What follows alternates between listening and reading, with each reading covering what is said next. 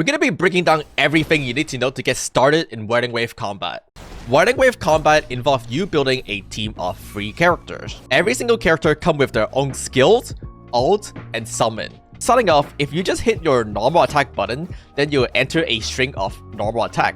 But if you hold that button instead, you do a heavy charge attack. And this is the same for every single character. So Yang Yang has her own normal attack string, but if you hold the button down, then you do a charge attack instead. One of the things you immediately notice is that there is this yellow wheel that pops up when you do a charge attack.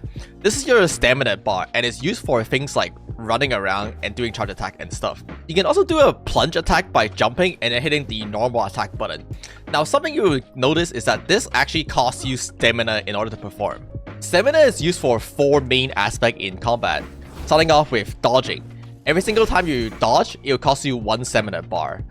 You can also run around in battle, which will continuously drain your stamina. And of course, as we mentioned, when you do a charge attack, it will cost you stamina, or a plunge attack will cost you stamina. Looking at the bottom right of your screen, you see 5 buttons. Starting off with the lock on. Wuthering Wave has a lock-on features that help you keep track of where the enemy is. So when you play the game normally, your camera is kind of in a free look mode. You can kind of look everywhere you can fight. But this makes it hard to keep track of the enemy, so what you can do is press the lock-on button to keep your camera centered on that enemy instead. So now you see when I'm running around, my camera is always tracking that enemy, and I can see what they're doing, and I can attack them easier. You can hold a button down to cancel the lock on, going back to free camera mode, or you can tap it again to switch target. So I'm going to tap it here to switch to the other target at the back. And now it's tracking this target, and if I tap it again, it keeps track of the other target. And this makes combat a lot easier. Moving on to the next button, this is your gadget. Now this is not really that useful in combat. It's mostly for like when you're exploring the game and you can use the sensor gadget to detect what is in your field of view. For the most part, I'll just keep it on the grapple hook during your actual combat. That's because the grapple hook has slight usage of being able to reposition you and dodging. And then you got your free ability button, which are again your skills, your echo summon, and your ults. Skill is pretty straightforward, you just click the button and just come out. You can choose what each character's summon will be by heading into the echo tab under your character screen and changing the first echo on this screen right here, which is located at the very top. You'll see that each echo in this game comes with a different echo ability, and this determines what your summon will do. For example, for the Thundering Mepis, you will transform into him and doing a bunch of dash attack. But you can also do a different summon like the Mushroom that summon a baby mushroom and then firing a laser. Something you'll notice is that each skills and summon has their own unique cooldown, but because characters have unique skills and summon, the cooldown is not shared. So I can switch to Yang Yang and then cast her skills, and that's put her own skill onto cooldown, but you'll see that when I switch back to Rover, because the cooldown keeps ticking in the background, his skill is already up. And again, I can switch to Yang Yang here, you can see I can cast her skills again. The cooldown is not shared. And finally, we got the ult button. The thing you'll notice about the ult button is that there is a gauge around it. This is their energy representation, and you can only cast your ults if the energy bar is full. So here I'll switch to Rover, and you'll notice that my energy bar is full on my ult, and therefore I can click the button, it will cast my ult just like that. Just like a skill and summon, every single character has their own ult as well as energy. And so you'll notice that my Rover have no energy now because I just casted his ults, but my Yang Yang has about 75% energy and my Mortify has full energy, and so his ults will be available. The energy is independent from each character. And when a character ult is ready, you'll see a small check mark next to their portrait indicating that that character has their ult available for you to use. Getting energy is pretty straightforward. You kind of just attack the enemy and you can see my energy bar is going up. Using a skill will build energy a lot faster though.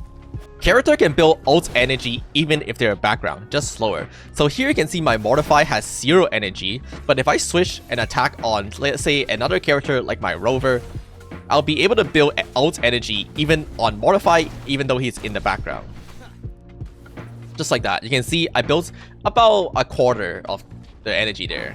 You can read the ability for every single characters under their skill tab, and here when you click on it, it'll give you a short description on what they do. For example, Rover skills launch a simple attack forward and it does spectral damage, while Rover will just, explode. But the thing that you should be careful about is going to be what they call the forte circuit. You'll notice that above every single character's HP bar, there is this secondary resource gauge here. This is the representation of the forte circuit, and this is unique for every single characters in the game. So you can see Rover has 2 bar of these yellow thing, while Yang Yang just have 3 empty gauge. And so each character has a different resources representation for their forte circuit.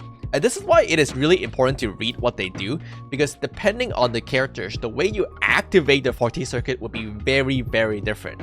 So we're going to demonstrate the forte circuits of Yang Yang. So you'll see there are currently 3 empty resource bar right now.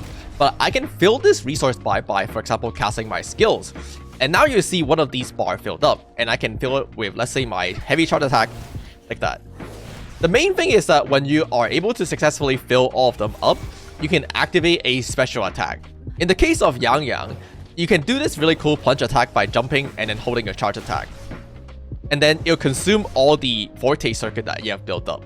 And again, every single character uses their forte circuit differently. Rover, for example, will empower your skill. So when you click a skill, it'll consume the forte circuit and do more damage. Fortunately for you, I'm going to be making guide for this game. So if you subscribe to the channel, you'll be getting the most updated latest character guide. And that will tell you what each characters do. The final thing that you'll notice at the bottom of the screen is this concerto energy bar. And when this bar filled up and you switch character, you get a very special effect.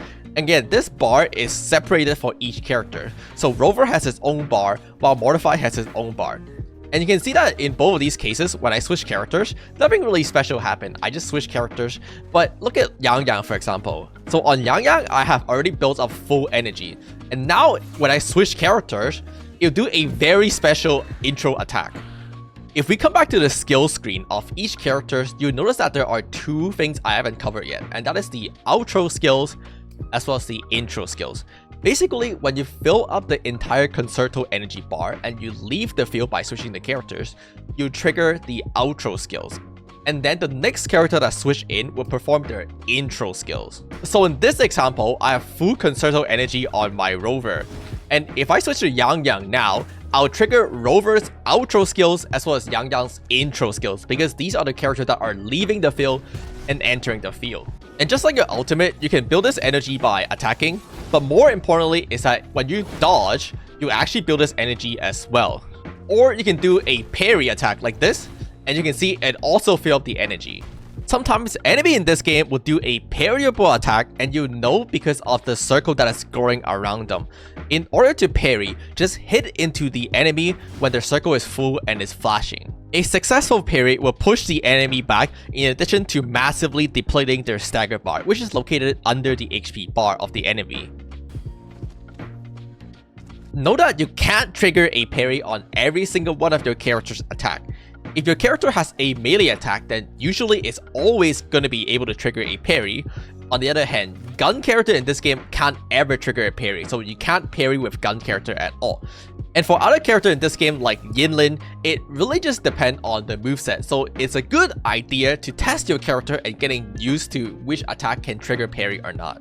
Other than parrying the enemy attack away, your main defensive option in this game is going to be perfect dodging. You can trigger a perfect dodge by dodging right before an enemy attack is about to connect to you.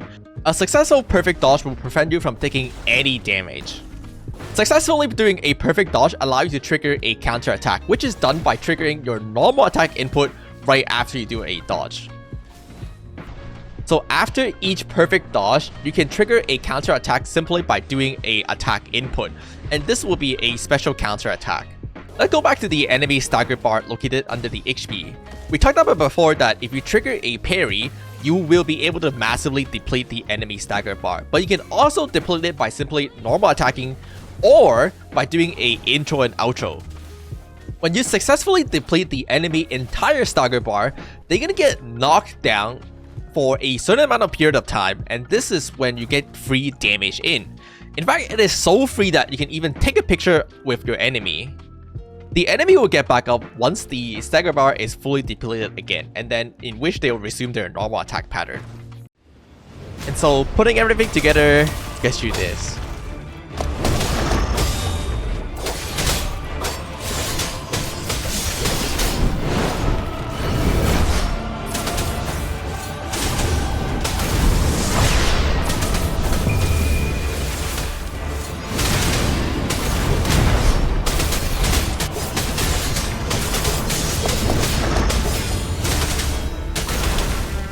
For the most part, this covered the absolute basic if you're coming to Wuthering Waves for the first time and you just want an introduction to the combat.